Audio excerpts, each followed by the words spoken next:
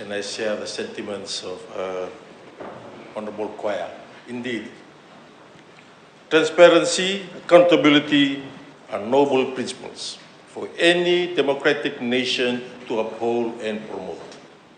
But you are measured, your government is measured by what you do, not what you preach, what you actually do.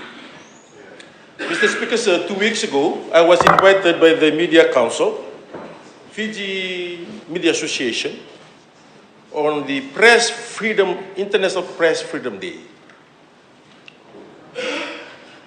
I was a bit surprised or probably shocked at when it was revealed to me that I am the first cabinet minister to be invited to their function after 16 years. That means there is no media freedom in Fiji in the last 16 years. This side of the government, this government brought light. This morning, we are talking about the issue of an issue that is concerning. Why? Because people have the freedom to say it. Gone are the days where people suppress it here.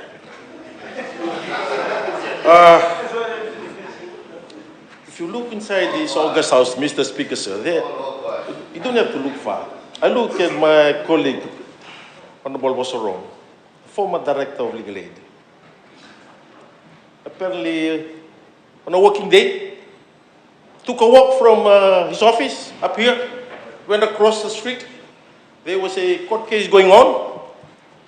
He stood there with others, members of the public. Apparently, as he stood by, he did not realize that standing opposite Subabu House, that is the office of the Attorney General, spoke to a few. Later on, because of what was going on, probably had a Angona session level 5, like everybody. His contract was not reduced soon thereafter. Many others, I'm one of them, a living testimony. On the 19th of April 2020, I made a decision in Nandi.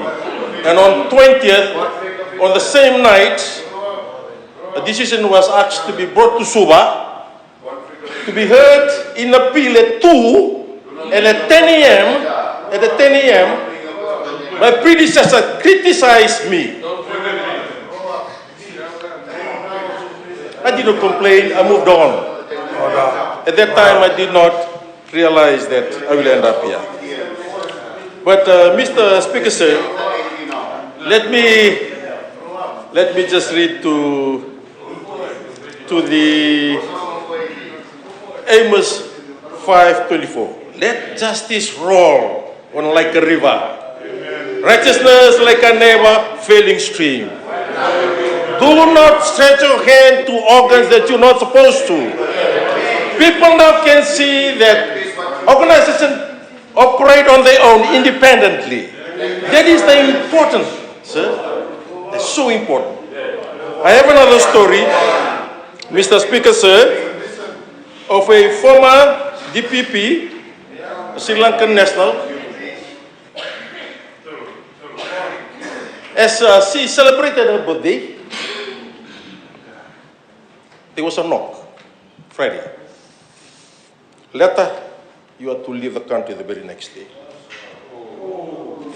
The former chief registrar, also a Sri Lankan national, both ladies. Imagine if you're a foreigner and you're a woman and you're faced with circumstances. She was removed, and guess who replaced her? Sanim, Muhammad Sanim. The question I ask is this, Mr. Speaker, sir.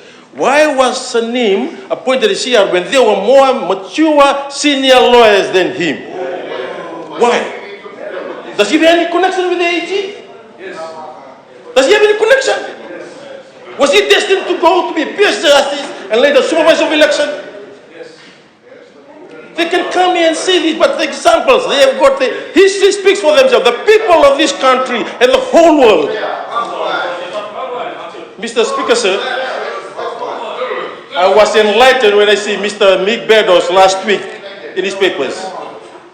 Finally, we can see justice.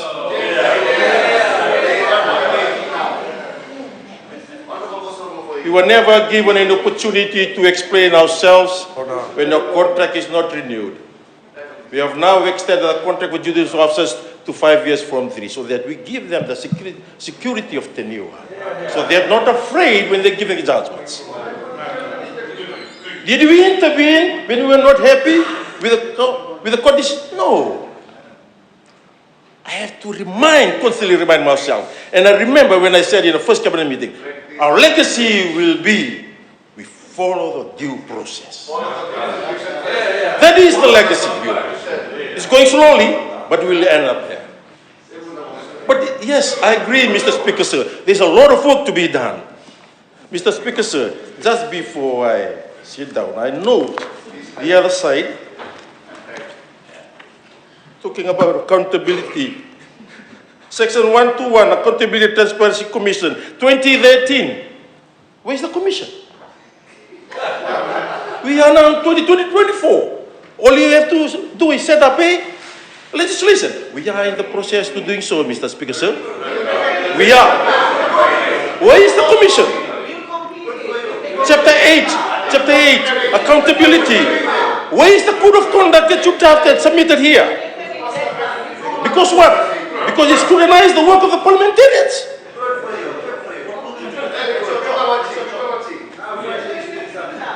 I mean, we can come here and complain, but you are measured by what you do.